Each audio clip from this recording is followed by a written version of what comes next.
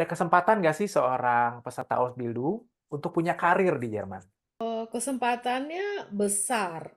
Kalau Hmm, saya bilang besar gitu loh. hmm. Jadi saya pingin cerita ke teman-teman, jangan pernah meremehkan, oh Meremehkan. ya Ausbildung gitu ya. Hmm, hmm, Ausbildung level pendidikannya lebih rendah daripada kalau kita kuliah gitu ya. hmm. Setiap orang yang berpikiran seperti itu, malam ini saya kepingin buka pikiran teman-teman ya. Jadi Hmm. saya sendiri itu sedang mengkampanyekan bahwa saat ini namanya pendidikan vocational itu lebih relevan dibandingkan dengan kuliah.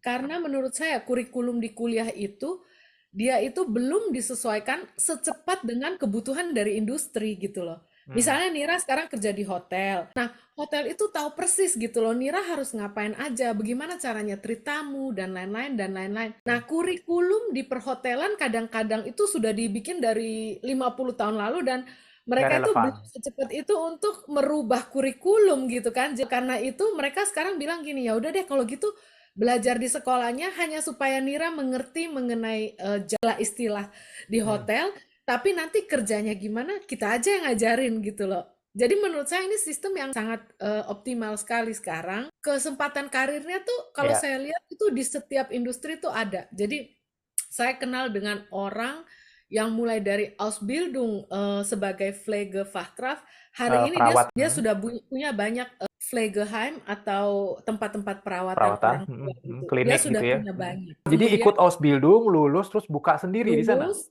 lulus terus kemudian dia bilang sama saya, oh ternyata dia menemukan passionnya di merawat orang, terus Oke. dia ambil lagi yang namanya manajemen untuk mengatur Pflegeheim. Itu ada Klinik. ya, ada sekolahnya gitu, ada Oke. manajemennya. Oke. Kemudian akhirnya sesudah dia belajar manajemennya, dia bilang gini, oke sekarang saya pingin buka, jadi dia Hmm. buka. Nah terus kalau misalnya di hotel, Hmm. Mira mulainya dari Ausbildung sebagai restoran Fachkraft, kemudian Hmm.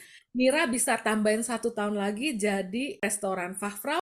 Hmm. Kemudian kalau misalnya Nira tertarik nanti bisa ambil tambah lagi berapa tahun bisa jadi Duale Studium Tourismus Oke. dan Hotel Management. Nah, akhirnya end game-nya di mana? Nira bisa kerja di manajemen hotel gitu Oh, loh. oke. Iya. Atau Oke, jadi bikin hotel sendiri atau punya restoran sendiri di Jerman. di Medan Oh ya. misalnya. Ya kan di Medan di dekat Danau Toba itu ya nggak? Kalau Wah, Mira waktu itu berapa lama nih? Dulu saya les itu pertengahan Januari, kemudian saya ujian itu di Mei. Kurang lebih lesnya itu 4 sampai 5 bulan. Dan karena hasil ujiannya itu kan menunggu 1 bulan gitu. Jadi ujian saya itu keluar di awal bulan Juli, tapi sebelum hasil ujian saya keluar, kebetulan saya sudah dapat jadwal interview itu. Sebelum saya lulus juga saya udah, puji Tuhannya udah dapat jadwal interview gitu. Cepat sih saya, intinya belum keluar udah dapat jadwal interview karena sebelum jadwal ujian keluar udah mempersiapkan CV, udah mempersiapkan motivation letter gitu. Jadi cepat kalau kita juga cepat mengerjakan gitu. Buat teman-teman yang mau les, cari agent gitu. Resiko yang terbesar itu adalah agent kita gitu. Karena banyak orang yang case-nya itu dia pengen keluar negeri, tapi case-nya itu banyak yang agentnya itu memperlama, terus nggak dapat perusahaan itu banyak banget gitu. Nah, jadi hal pertama itu yang kalau kita pengen keluar negeri, mau dia sekolah, mau dia kerja gitu, kita harus benar-benar memilih agent ataupun tempat les yang benar-benar lah gitu. Jangan karena semisal nih kita mikirkan biaya, yang ini lebih murah gitu. Tapi kita harus lihat ke depannya, jangan-jangan kita murah di sini tapi bakalan lebih lama gitu. Menurut saya eh, nggak masalah kalau kita mengeluarkan biaya yang lebih tinggi sedikit, tapi tingkat kepastiannya lebih tinggi gitu. Harus hati-hatilah memilih agent, memilih tempat les gitu. Karena case kita ini keluar negeri, bukan yang sekitar Indonesia. so far kita selalu bisa manage ya untuk mendapatkan kerjaan sesegera mungkin gitu. Tapi kita juga harus lihat bidangnya di mana apabila itu hotel atau itu teknik, sebetulnya itu semesternya Jerman itu dimulai pada saat bulan Agustus. Nah, kenapa Mira bisa langsung? Karena tadi yang Mira cerita, dia itu Juli keluar hasil dan Agustus mereka itu mulai semester baru di Jerman. Jadi pas seandainya Nira itu lulus bahasanya Januari misalnya, ya kan? Nah, kemudian semesternya mulainya di Agustus. bisa jadi si Nira nggak langsung kerja, dia harus tunggu berapa bulan dulu sampai sekolahnya mulai gitu loh. Jadi ekspektasinya ini saya harus manage juga ya, supaya Mhm. teman-teman nanti tidak ada kekecewaan atau bilang, oh janjinya waktu itu kalau udah lulus langsung dapat kerja. Oh kita belum sih, karena terus terang semester di Jerman ini mulainya di summer, Agustus September. Hmm. Tapi untuk namanya bidang restoran atau gastronomi, kalau mereka itu ada kebutuhan mendadak atau urgent, mereka diizinkan untuk mengambil orang di luar bulan bulan itu. Tapi kalau perusahaan teknik biasanya yang saya tanya semuanya tuh mereka akan bilang kita di bulan Agustus mulainya. Dulu sempat bingung antara Ausbildung ataupun yang Mhm. work holiday visa yang di Aussie. Australia. Tapi ada beberapa sih alasan kenapa saya Ausbildung ini, karena menurut saya Mhm. Ausbildung itu dari sisi finansial pasti kita terutamanya pasti lihat dari sisi finansial juga kan. Karena Mhm. kita di luar negeri gitu harus butuh kepastian dana gitu. Nah, Ya. jadi dari segi dana emang kalau di Aussie itu salary-nya sangat besar.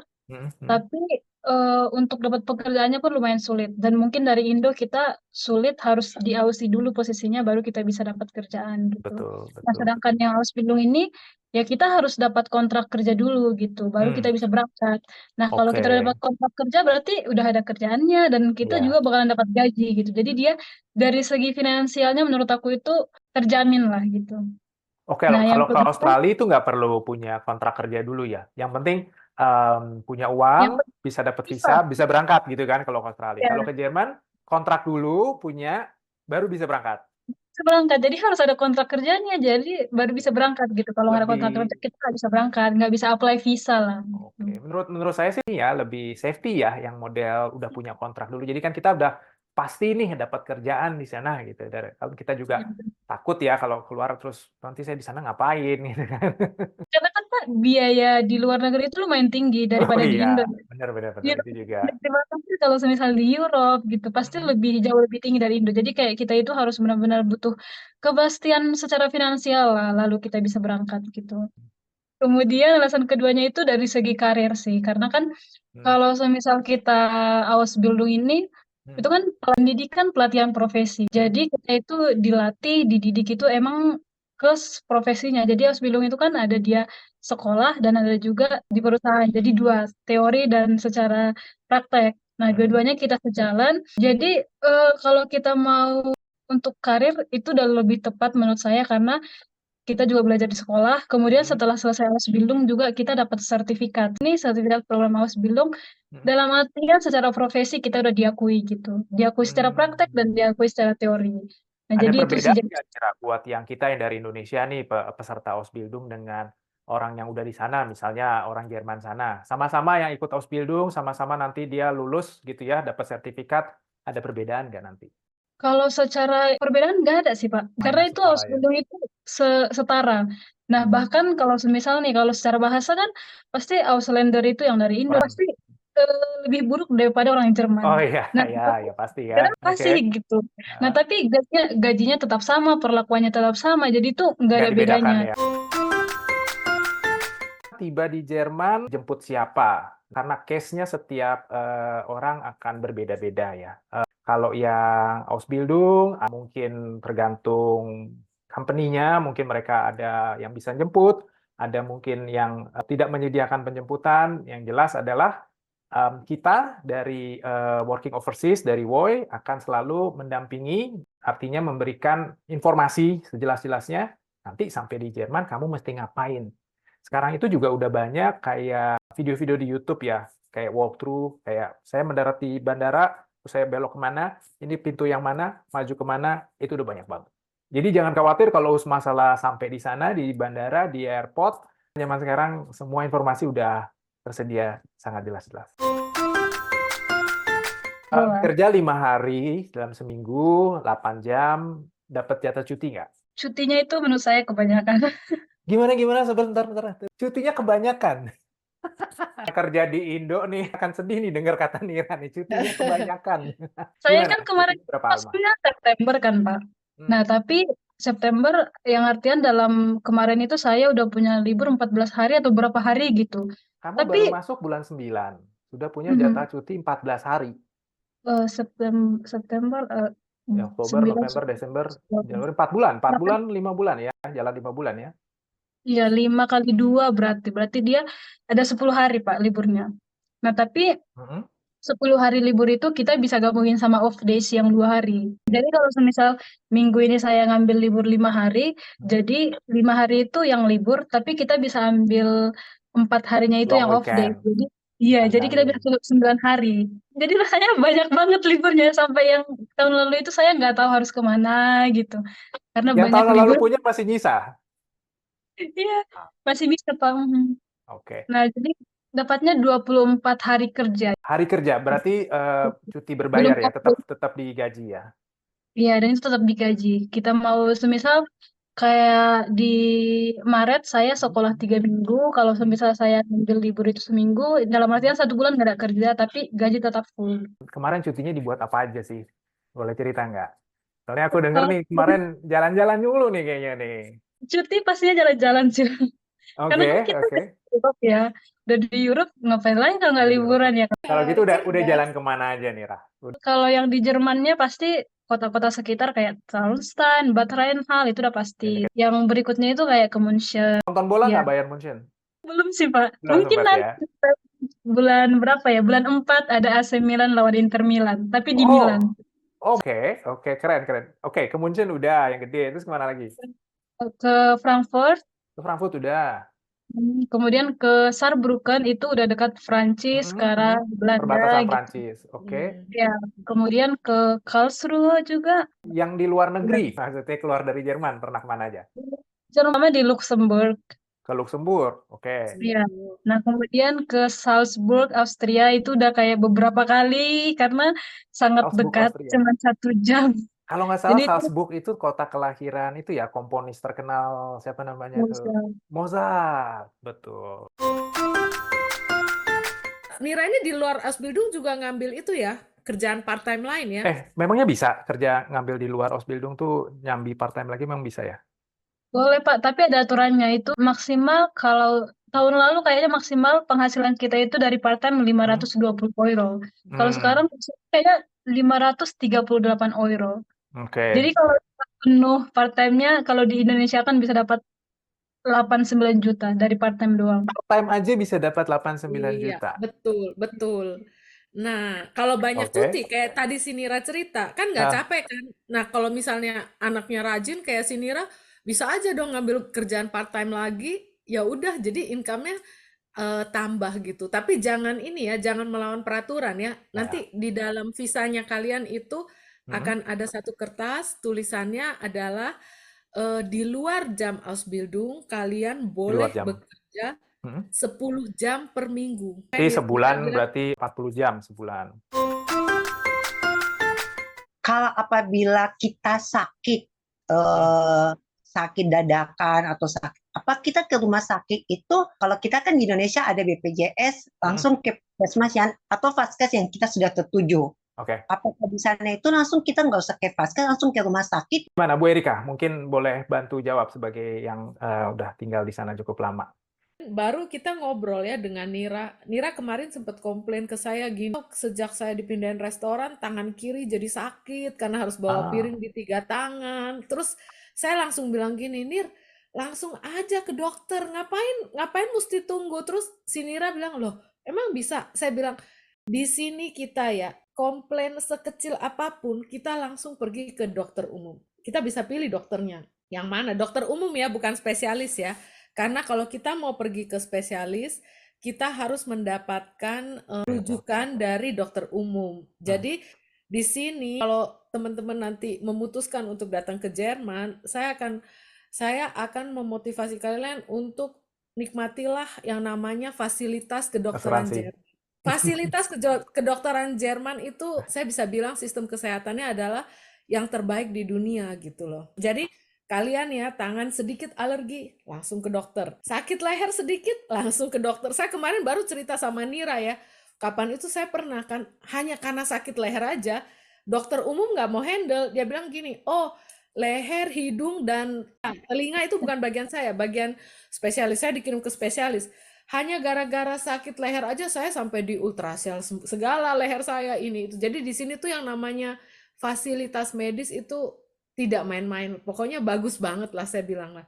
Kalau misalnya ada keluhan kesehatan, langsung pergi ke dokter. Dan yang saya paling suka ya dari negara ini ya, dokter itu juga ada ratingnya kayak kita belanja barang di Amazon. Jadi setiap dokter itu Ada tuh review. ada ratingnya berapa, terus kemudian kita bisa lihat komentar orang-orang gitu loh. Jadi untuk dokter pun, karena saya kan ke dokter kan bukan kayak setiap minggu atau setiap hari, saya selalu cari dokter yang ratingnya bagus gitu loh. Terus saya pergi ke situ gitu. Mungkin saya tambahin sedikit informasi ya, konteksnya BPJS. Setahu saya pernah baca dan saya juga pernah ketemu orang BPJS yang di Indonesia. BPJS Indonesia itu mencontoh sistem asuransi di Jerman.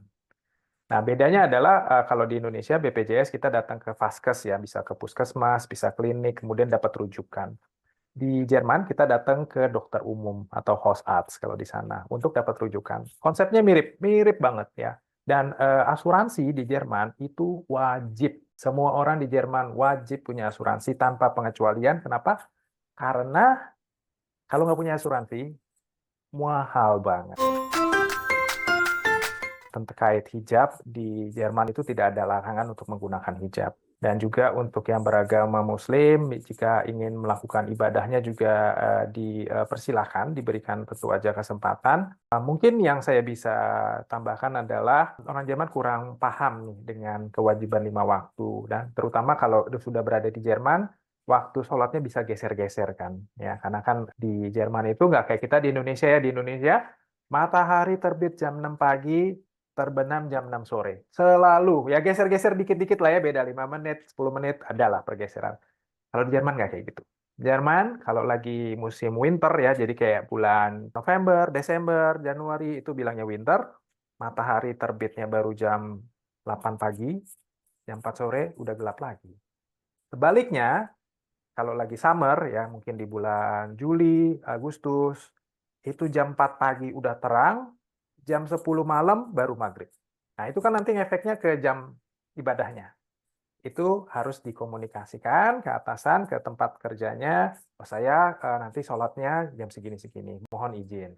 Itu aja sih. Kalau masalah kewajiban ibadah, tidak ada masalah di Jerman. Ya, saya juga setuju sih. Apalagi sesudah politik kemarin ini kan sempat sebelum kanseler yang ini Kanseler kan, sebelum Perdana Menteri yang Olaf Scholz ini kan adalah Angela Merkel. Angela Merkel tuh terang-terangan membuka pintu untuk banyak sekali negara-negara. Jadi semenjak zaman Angela Merkel itu saya bisa bilang bahwa komunitas Muslim di sini itu menjadi cukup besar dan cukup diproteksi juga ya. Jadi kalau di sini komunitas Turki itu sudah besar kalau dari zaman dulu ya, karena Turki dulu Imigran. tuh diundang untuk bekerja di Jerman untuk membangun Jerman, itu batch pertama. Kemudian the biggest next batch itu adalah pada saat Angela Merkel membuka negara ini Syria. kepada pengungsi-pengungsi dari Syria dan lain-lain. Jadi sekarang terus terang sih yang berhijab sih sekarang kalau kita lihat di Berlin, di mana aja di kota besar banyak sekali. Yang pertama hijab, kalau menurut saya itu nggak masalah karena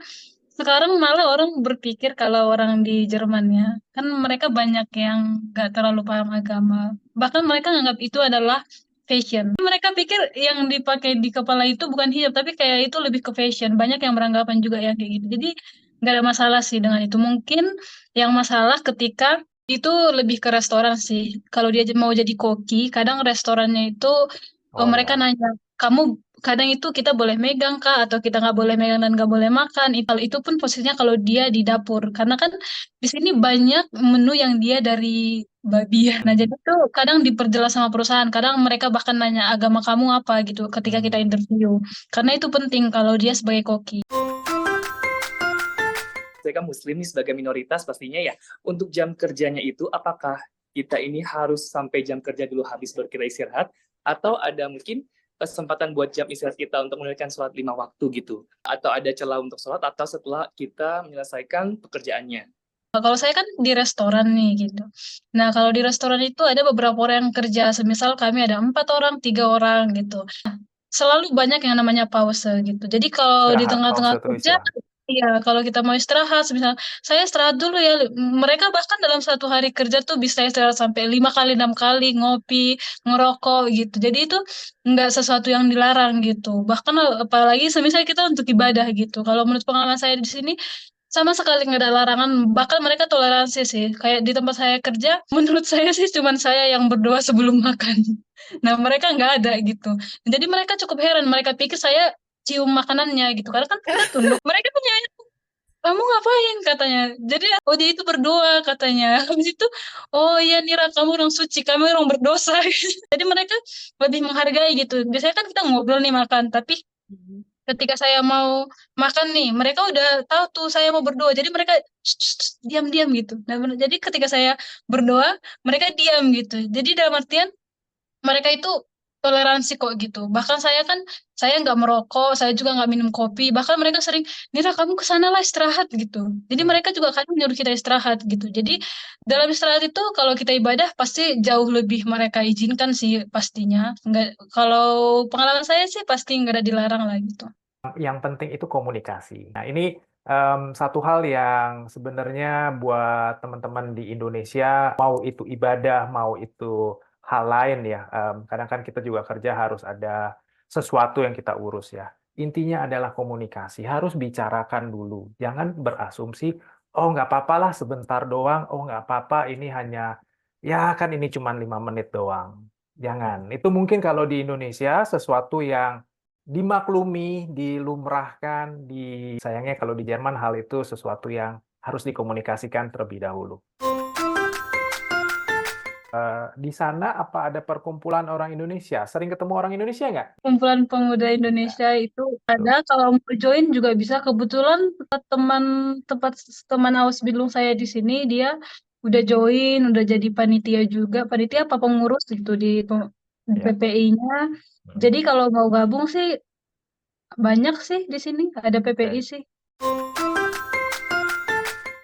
Di Ausbildung ini kan kita seperti dipekerjakan selama 3 tahun. Jadi pernah nggak sih ada case di beberapa anak yang sudah mengikuti Ausbildung yang sudah sampai ke Jerman selama 3 tahun itu mereka tidak bisa atau tidak mampu menyelesaikan dalam 3 tahun itu. Karena kita ketahui juga anak-anak kan berbeda mentalnya. Mungkin ada yang tidak sanggup dengan peraturan perusahaan, jadi menyerah dan memilih untuk bekerja melalui keinginannya sendiri atau mencari kerja kayak seperti part time, tapi dia keluar dari program Ausbildung tersebut. Yang saya temuin sih ada satu orang Indo, dia dulu saya udah masuk sekolah itu dari September, tapi dia masuk sekolah itu di Desember. Mereka lumayan terlambat mungkin karena kontrak kerja segala macam terlambat, jadi mereka masuk Desember. Nah itu tadi, yang benar sih kadang kalau kita jiwanya masih masih muda kali. Dia itu yang saya ingat dia baru tamat SMA, kemudian dia les Ausbildung. Nah, dia minggu pertama sekolah itu udah ngeluh, aduh aku nggak ngerti bahasa Jerman gitu. Saya nggak ngerti, aku nggak ngerti Kak. Jadi aku bilang, iya saya juga merasakan hal yang sama karena hari minggu minggu pertama saya sekolah itu nggak ngerti gitu. Benar-benar kita berada di dunia yang berbeda karena selain bahasanya, tapi dialeknya juga yang susah gitu. Kemudian mereka pakai bahasa Jerman yang benar-benar cepat, sama seperti kita bicara dengan bahasa Indonesia. Nah, tapi balik ke itu tadi, semua butuh proses gitu. Saya juga awal-awal nggak ngerti, tapi makin lama kayak 1 bulan saya di sini, udah lebih baik lah gitu. Jadi harus banyak latihan, banyak ngobrol gitu. Dan case-case itu akan selalu ada dimanapun, di negara manapun akan banyak orang yang nyerah gitu. Itu bukan Kuliah di sesuatu yang Indonesia pun juga bisa nggak selesai bahkan kan ya? orang yang resign, banyak orang yang kuliahnya nggak selesai gitu, itu bakalan ada gitu. Ya. Nah, dan itu ada pilihan juga sih, ada orang yang balik ke Indo, atau ada juga orang yang dia ganti betrip. Karena kadang mungkin dia kerjanya nggak cocok, atau lingkungan kerjanya nggak cocok gitu. Banyak, kita bisa juga ganti betrip. Ya, tapi kita harus kayak ngobrol ke perusahaannya, ngobrol ke agent kita, dan ngobrol juga di sini yang ada IHK namanya itu, yang membawahi Ausbildung ini lah gitu. Mereka juga sangat membantu gitu apa yang menjadi masalah kita gitu. Dan di tempat saya juga ada yang dia emang pindah perusahaan, pindah tempat kerja, dulunya dia restoran tempat lain, sekarang di tempat kami gitu. Itu selalu ada gitu. Tapi sebenarnya sih kalau saya udah kalau saya pribadi karena udah pengalaman kerja di Indo, menurut saya di sini nih nggak seberapa gitu. Kalau menurut saya, karena di Indo itu kan kita yang banyak bukan lembur sih, lebih tepatnya kerja sukarela. Nah, tapi kalau di sini itu menurut saya enggak sih, karena kalau pengalaman saya pribadi nggak tahu orang lain, Hmm. menurut saya itu Jerman itu kan lumayan tepat waktu gitu. Nah, jadi Hmm. jam kerjanya juga tepat waktu, pulangnya juga, bahkan di kontrak Tenggo. kerja kita kan ada juga lemburnya itu lembur berbayar Hmm. libur kah atau berbayar dengan uang kah gitu. Jadi Hmm. itu rules-nya itu jelas gitu. Dunia kerjanya kalau menurut saya nggak terlalu sulit sih di Jerman, lebih sulit, lebih complicated di Indo lah. Jadi bagi teman-teman yang udah kerja di Indo, kalau kerja di Jerman kayaknya sih mudah lah Lebih gitu. mudah. Ya lebih mudah lah. Jadi makanya saya di sini part time karena nggak seberapa gitu Mbak, dibandingkan saya Nggak secapek kerja kerja di Indo ya. Jadi masih dia punya energi buat nyari tambahan.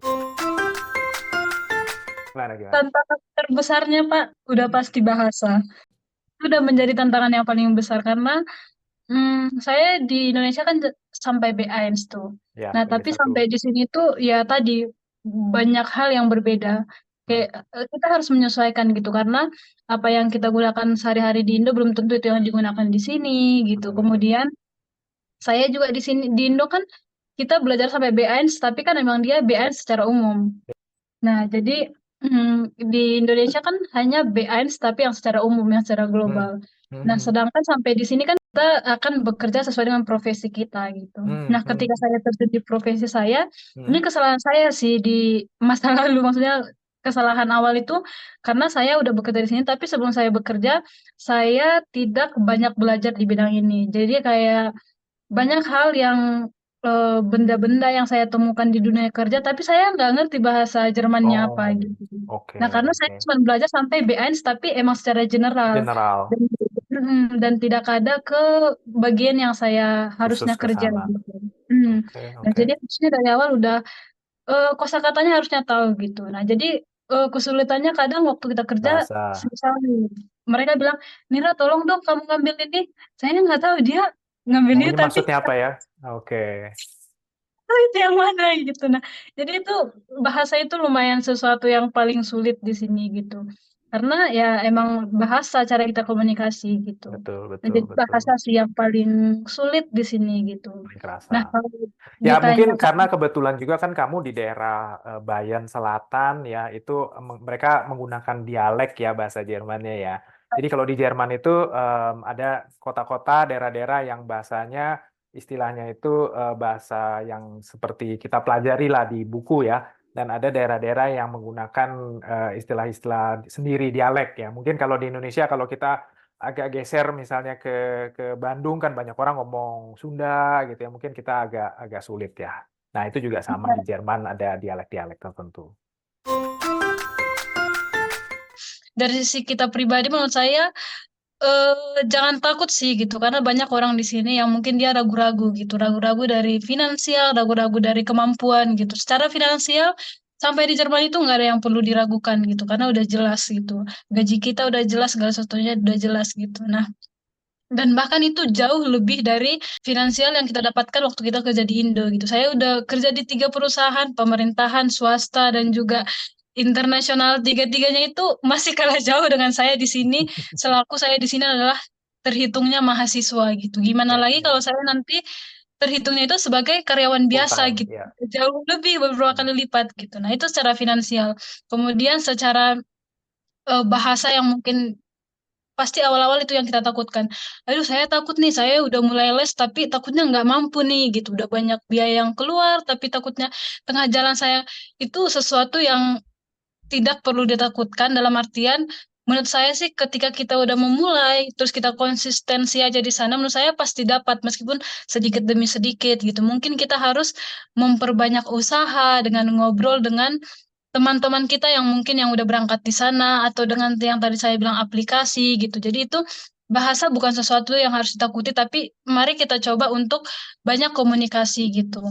Jadi jangan takut lah gitu. Secara dari kita pribadi jangan sampai ada ketakutan karena kadang ketakutan itu yang buat kita semakin lama gitu. Lama berpikirnya, aduh pergi nggak ya ini. Itu suatu ketakutan yang lebih besar ketakutan daripada usaha Malah gitu. Itu kalau sesuatu yang kita nggak takut boleh. jadinya nggak maju-maju ya, nggak ngapa-ngapain ya.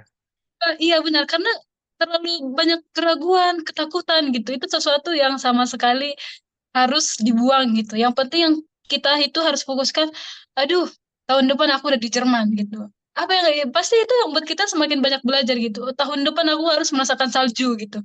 Aku Natalan di salju Waduh. gitu. Banyak-banyak apa ya konten-konten orang-orang yang udah di Jerman gitu. Itu bakal memotivasi.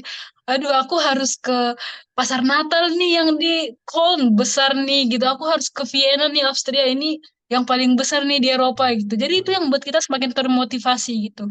Jangan kita melihat hal-hal buruknya gitu, hal-hal yang kendala-kendalanya itu nggak usah kita lihat. Yang penting kita fokus ke bahasa kita gitu. Itu menurut saya sesuatu yang sangat mendukung secara psikologi kita gitu.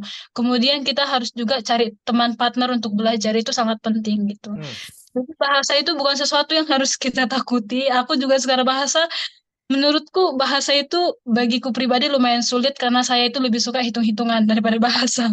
Jadi Oke. yang penting banyak berlatih dan jangan takut salah karena salah itu akan selalu, bukan sekali tapi selalu. Ya, jadi yang paling penting adalah ketika kita udah mau, kita langsung ambil langkah. Jangan banyak berpikir, jangan banyak langsung ambil langkah, ketika kita ngambil langkah satu persatu itu bakalan terkabulkan gitu. Jadi karena sekali terjun pasti semakin dalam terjunnya, nggak mungkin mundur gitu.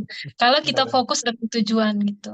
Saya ingin ngomong ke teman-teman bahwa di sini kita itu bersaing dengan pekerja-pekerja dari Vietnam, dari Turki, dan dari Eropa Timur lainnya.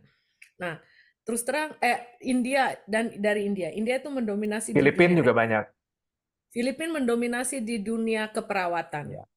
India di IT, Vietnam di hotel dan gastronomi dan lain-lain. Nah, saya pikir gini ya, kalau orang Vietnam yang mereka itu bisa loh mendominasi industri hotel dan restoran, mereka mendominasi beneran. Nah, kenapa kita negara yang katanya negara hospitality, orang yang paling ramah ya kayak Senyum Mira, ya. kenapa kita kok nggak bisa represent identitas kita di Jerman ini gitu loh. Jadi saya ingin bilang sama teman-teman, udah kita kita terus terang kita learn from the best. Tadi kan saya udah kasih lihat ya, pilarnya negara Jerman ini apa gitu. Dengan penduduk yang sepertiga dari kita, mereka tuh bisa loh bikin GDP mereka selama 20 tahun ini terbesar gitu kan. Karena mereka itu sudah punya sistem yang berjalan di sini. Nah, saya ingin bilang sama teman-teman, kita belajar dari yang the best, yang sudah punya track record gitu loh. Di sini mereka punya track record gitu loh. Selama 20 tahun dan konsisten gitu kan. Jadi kita tuh nggak usah, oh ya nanti salah, kita takut atau bagaimana. Ini negara menurut saya yang paling jelas sistemnya gitu loh. Resikonya apa ya sebenarnya gitu? Kayaknya ya mungkin resiko kesepian atau bagaimana itu pasti ada ya. Tapi di luar itu sih saya lihat kalau secara karir dan lain-lain cukup menjanjikan sih.